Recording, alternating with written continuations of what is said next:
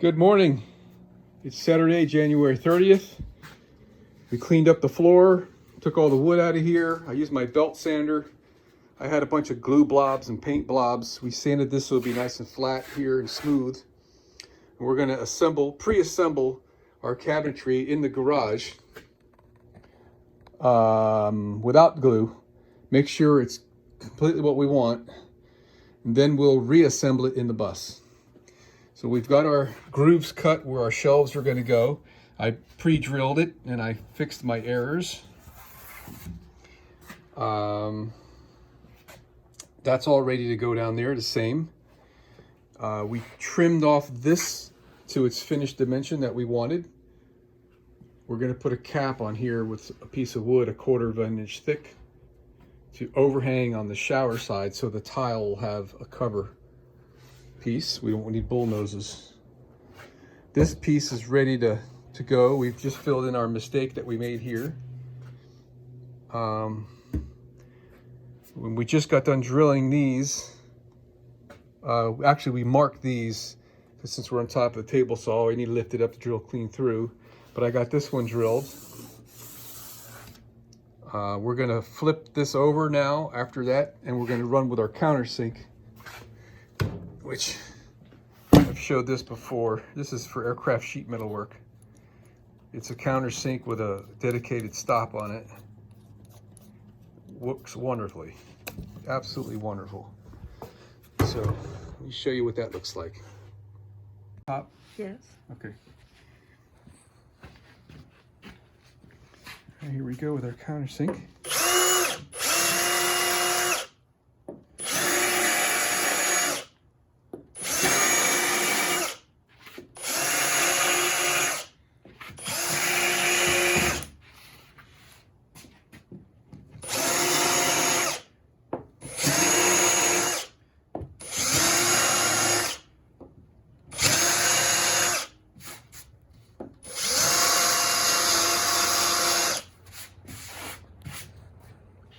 These two.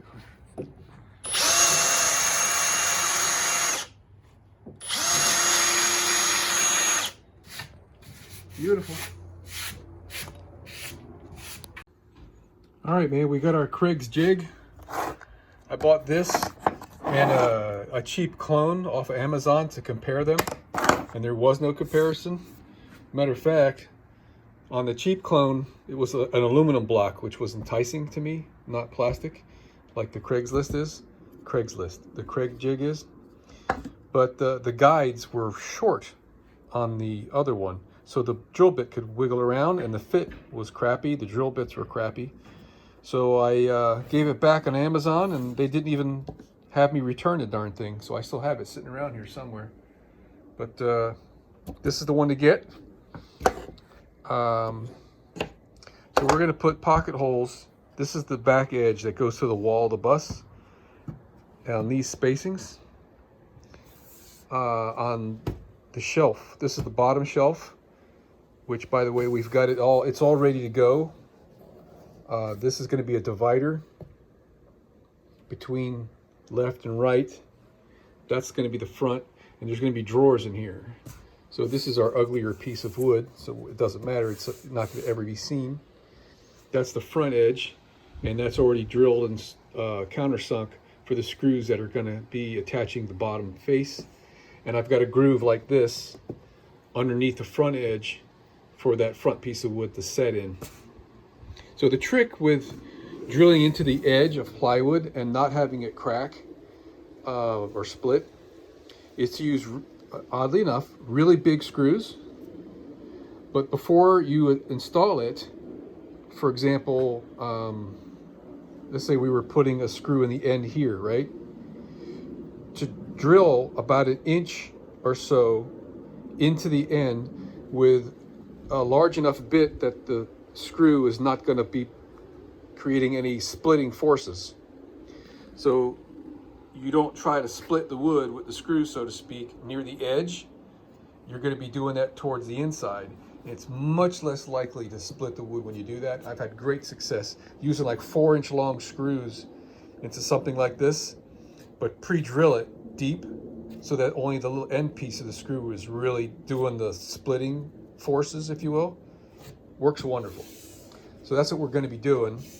So these are 3/16 holes that I tried to get dead center in the groove, and I kind of missed on that one. But we're definitely going to be paying attention to that whole thing. So if you haven't seen one of these Craig's jigs before, they're wonderful. They really are good. You set your drill bit for the thickness of the wood that you're using. I'm using 3/4 inch wood, so it's at the 3/4 inch stop. That's a little sight right there. You can look through that hole, and then you tighten the screw. And you set these depth stops where the little gray mark shows 3/4 inch. That's actually a little pin that pokes up in there. And so that positions this thing where you want it. You clamp it and you drill it. And it works great. I was a little skeptical, so I did a little test piece. I've already thrown it away. Because when you put this counter bore in there, you only end up with, man, it's only like about 1/2 of an inch for the screw head to rest on. It's pretty close down there. And I thought that that might be, you know, an inferior strength. But, I mean, you could rip it out if you tried to, right? But it holds really well. So to be on the safe side, I'm going to be using a lot of screws to attach this thing to the wall. This is every like 7 inches. I was thinking 6, but 7 divided evenly. And along the back of these pieces, I'll be using 6 or 7 inch spacing as well. And it's probably way overkill, but remember, this thing's going to be a perpetual earthquake driving down the road.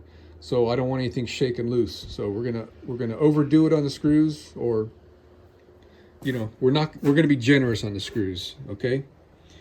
We're gonna be assembling this thing really soon, so hold tight. All right, man, the Craig's jig is wonderful. I love it. I mean, it's plastic, and it does squirm a little bit because of that, but it's really not an issue. I used this side for all but one, and you can see there's a little bit of markings in the plastic from where the bit was wiggling around a little bit, but it's fine. So there's a tendency for this thing to pull in when you're drilling it, and it goes in too fast and it tears up a little bit. It took me a little while to get the swing of it, but the later I got on these, like these last 3 came out really good. I just kind of ease it in there. This one was the best yet. With just a medium speed. Somehow it didn't like the faster speed. I'm gonna get better at this as I go along. I would have thought a light pressure and fast speed would have been the trick. But anyway, it's fine. It's fine. I like it. It's going to do a good job for us. Normally what I would do in something like this would be to take a piece of 3/4 inch by 3/4 inch pine and just attach it here as a strip, glued and screwed, and then put holes in it this way. But this is saving me that step, and it's, I think it's strong enough. I don't think that's as strong as putting a piece of 3/4 inch by 3/4 inch and drilling through that way, because that's like ballistic strong there. But this is going to work fine. All right, we got these guys ready for installation. And now the sides. This is the shower side, and this is the refrigerator side.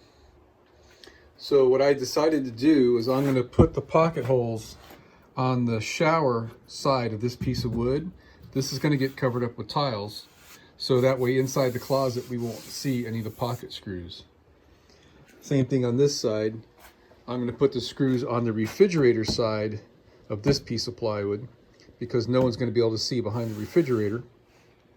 So those pocket holes won't show. Now the only thing about that is it's a leap of faith, because once we tile on the other side, this thing ain't never coming out unless we break that tile off and dig those screws out of there. So I'm going to think about that for a minute, And then we're going to be doing every 6 inches. We're about 3 inches or so, 2.5 from the end. 6-inch spacing works fine. And then we're going to be 3 screws across the top, 1 in the middle, and then kind of split that off. The bottom I should screw as well. I thought about doing that. I would have to do, all right, I gotta think this through a little bit more. Okay, so it's good to be proficient in the game of Tetris when you're doing this kind of cabinet work. All right, so this groove is for the base of the refrigerator, and it's below this groove that's right here, which is the base of the cabinet. We need to assemble this piece before we assemble this piece, because we won't be able to have access to these screws if that goes in first. So because of that, I had planned we're going to make the refrigerator side of this thing first, and that's great. But when I build the refrigerator side first, I won't be able to put the pocket holes here into the floor. I'll have to put the pocket holes on this side to go into the floor, which is right by the wheel hump. I just went and checked, and I can do that. But now I'm looking at this. I'm not going to be able to get this screw in if this base pedestal is here first, which this thing is going to protrude out about 6 inches further. I guess if I don't put the front cap on it. Man, all right, I think I got that figured out. So the pocket holes for the bottom are going to have to go on this side down there. All right, we had a little diversion. Got to play with some more tools.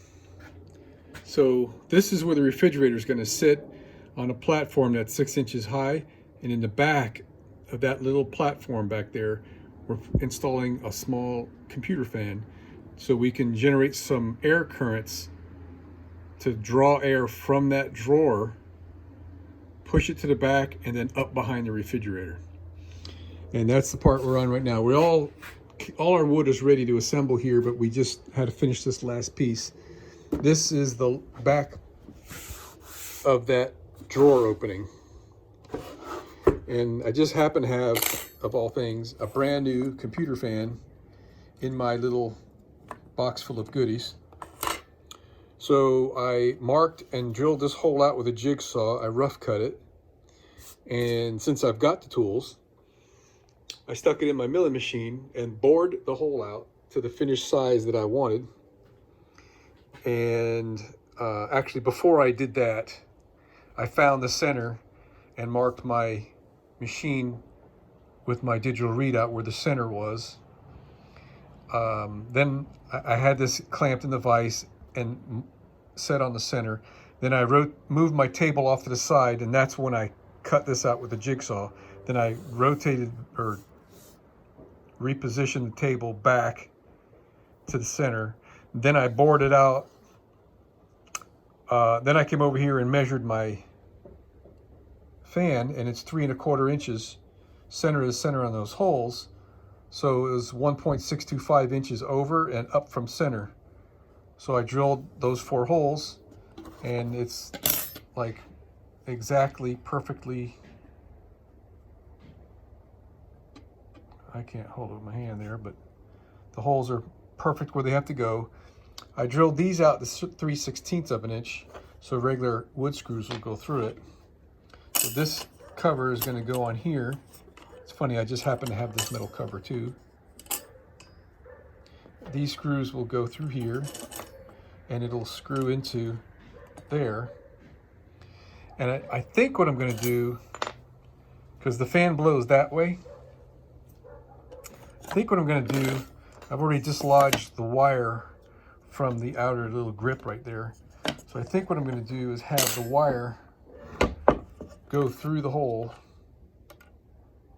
like so. And then it'll sit flat.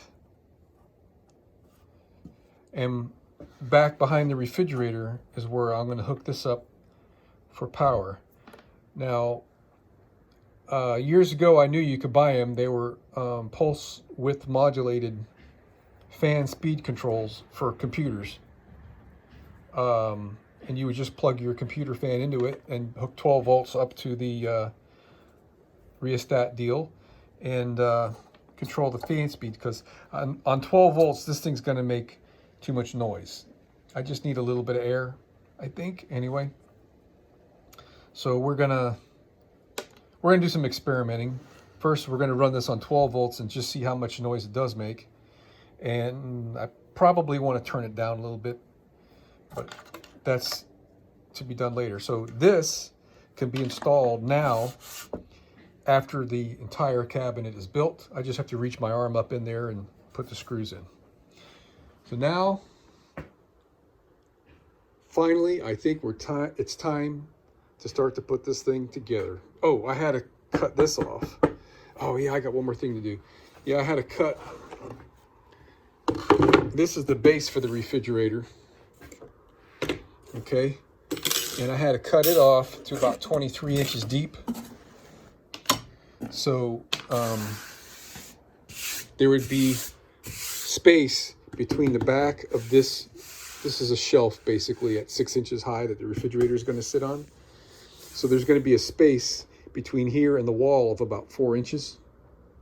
And this piece of wood that I was just showing you is going to be below it, like so.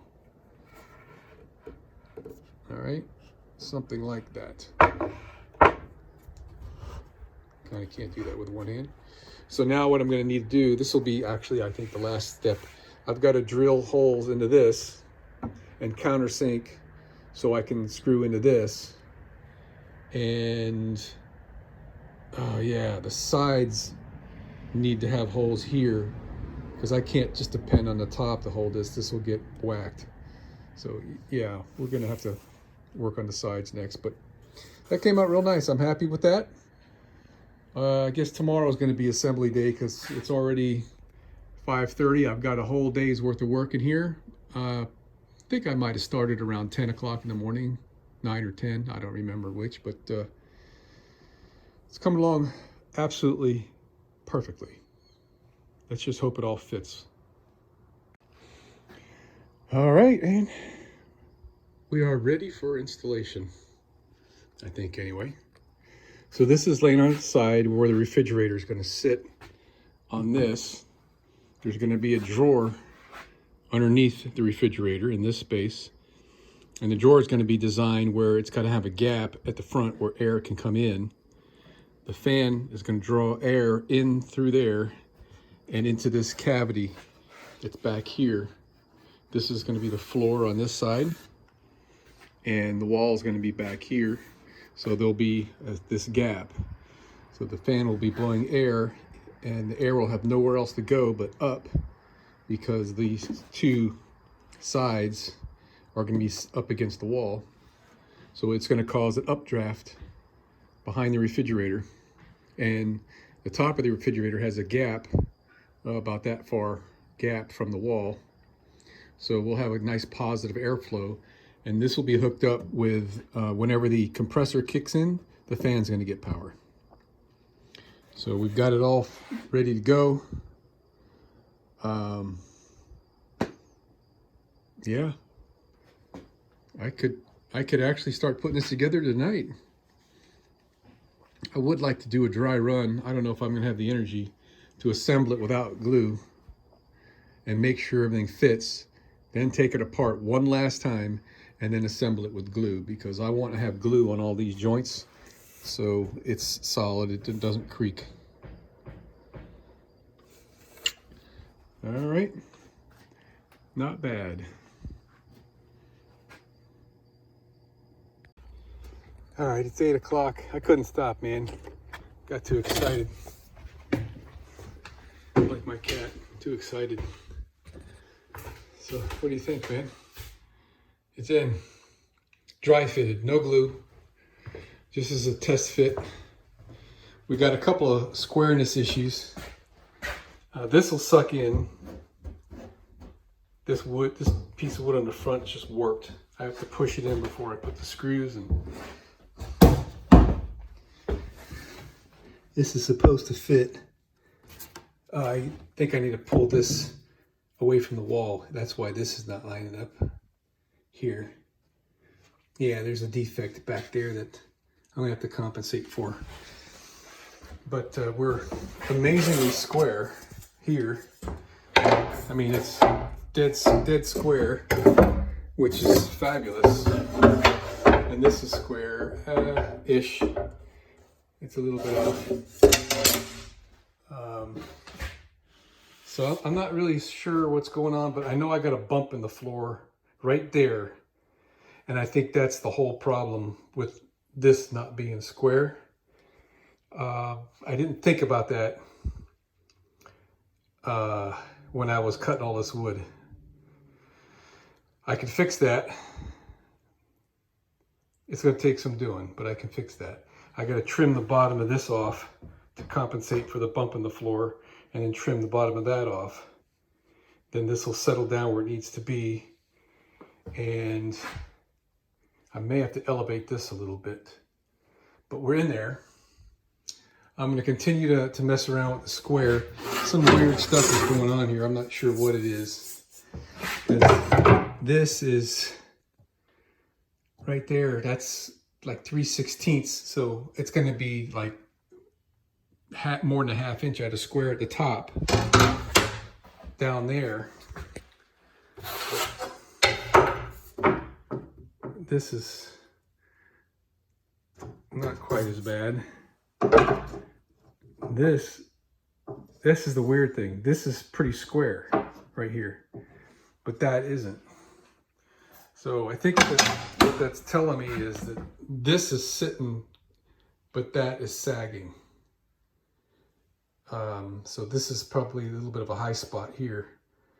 I could raise up the bottom of that a hair and raise up the bottom of that a hair, or I could trim that, or maybe it's going to be a little of both. So there's my ventilation for the refrigerator. My air is going to come out through this hole that's right here. And there's plenty of room.